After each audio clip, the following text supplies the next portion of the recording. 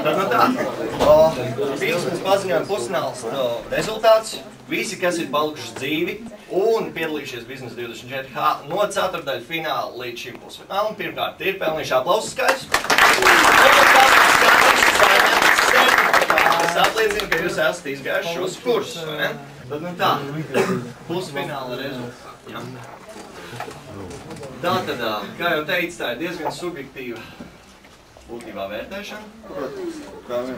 Kā vienmēr, vai ne? Bet iekšēji jūs apmēram redzējāt šādi, kā dara citi, kā dara es un kā dara tie, kuriem negrib likt. Bija komandas, kas izpildīja savu darba amatu, tā kā tam vajadzētu būt godīgs pilsonis. Mēs sakām, tas ir ļoti forši. Un vēl mēs sakām, tas nav pietiekami, lai jūs uzvarētu. Ja? Pirmkārt, uzvarētāji ir viskauģistēks, ja? Bet jums runāt komandas.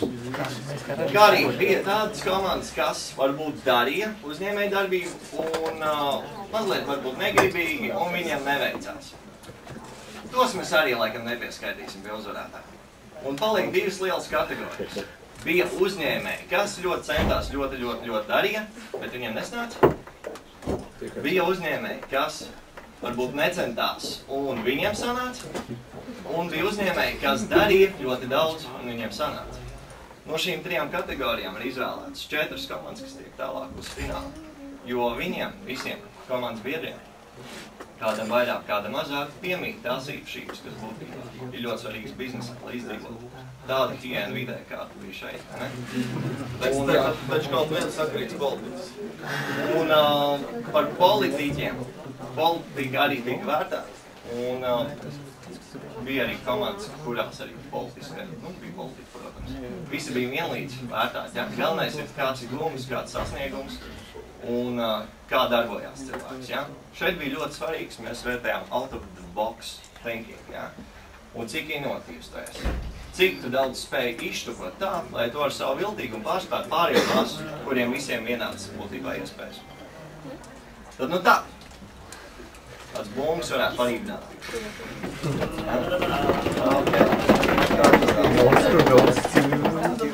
Sāksim šeit, tātad šīs 4 komandas, mēs nesaucam 1. līdz 4. Viss ir vienlīdz labas. Ja? Un tāpēc viena no komandām, kas tiek iekšā, ir... Uztaisim paldu. Ierēģi!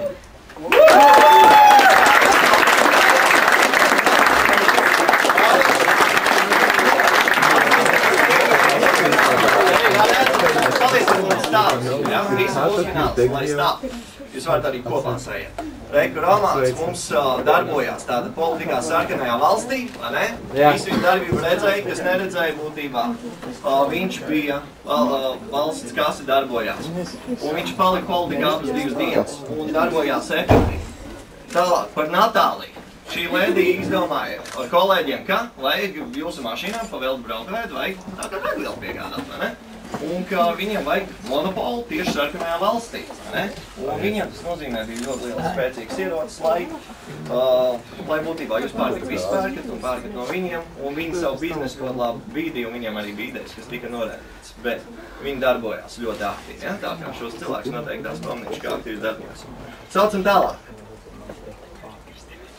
Specially.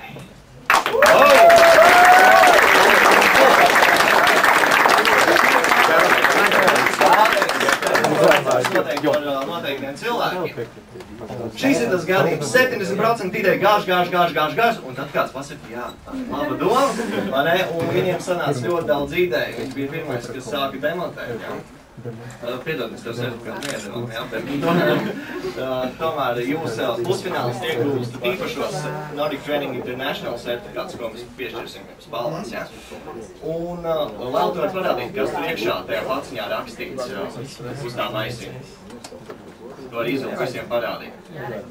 Nē, iekšā maisiņā. Mums ir saldumi un, jā, reklāmas ar sponsoriem, protams, Nordic Training International. Jā, nē, mums tā, tu parādzīt nogrīst. Nemāc. Nemāc man naudu skaitīšiem cilvēkiem būs lozungs tuvākajā laikā. Ok, tālāk. Viņš tu tāpat neiemācīšās. Kad tad mēs viņus sveiksim, ja tagad vai nekad? Ko? kad sveiksim viņus. Tagad vēl nekāds nākamie.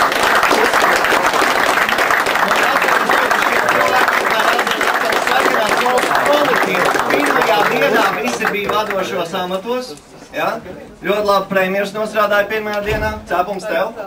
Un Artūrs. Šo cilvēku varat apstīties. Zaļie ar naidīgu skatienu, sarkanie ar uzgalējošu, jo viņš valstī izdomāja ieviest. Nu, būtībā visu komandu kopā izdomāja, bet viņš bīdīja to, ka vajag ieviest valūtu, lai apmaksātu ārējo parādu, kas izvilka viņus no dziļā dibena ārā. Ja? Tā kā aplausus šiem cilvēkiem.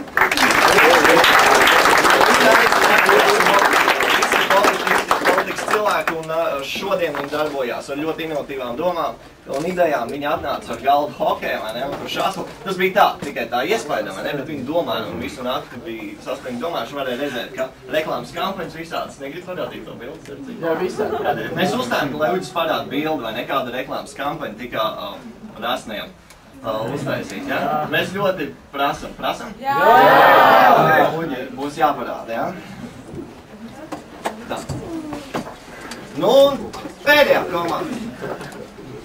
Mēs tā kā domājām, lauzījām galvas, izgājām visu, pārskatījām cauri un domājām, nu kā pārējā reaģēs un kā reāli tajā dzīvē sanāk. Bieži vien sanāk. Tā visu sačakarē, ka tu vairs nezini, ko darīt. Vai darīt galu, vai arī mukt projām, vai arī trešais, kas labākais. Meklēt jaunas iespējas un mēģināt izkulties no ķēdes. Ne? Un tie ir Ušakovs un viņa draugi.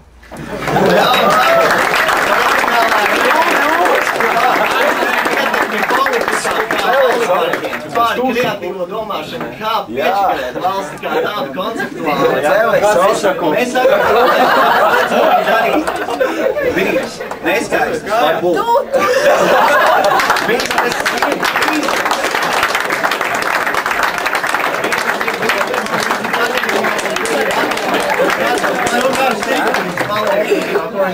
Bet galvenais ir koncepts, kā darīt lietas, ja? Un jūs paši redzēt, ko viņš darīja. Piemēram, pateiksim vienu piemēru.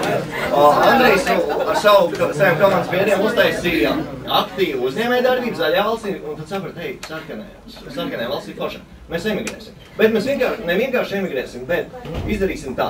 Bankrotēsim šo uzņēmumu un mazliet atstāsim sev visas iekārtas, kas ir ieķīlāts. Es esmu sarkano valsti. To viņi arī izdarīja, vai ne?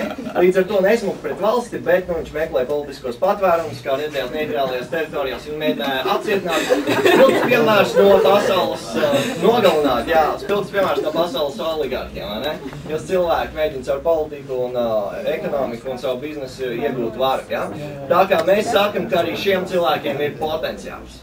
Tātad, paldies aplausu šiem cilvēkiem. Tagad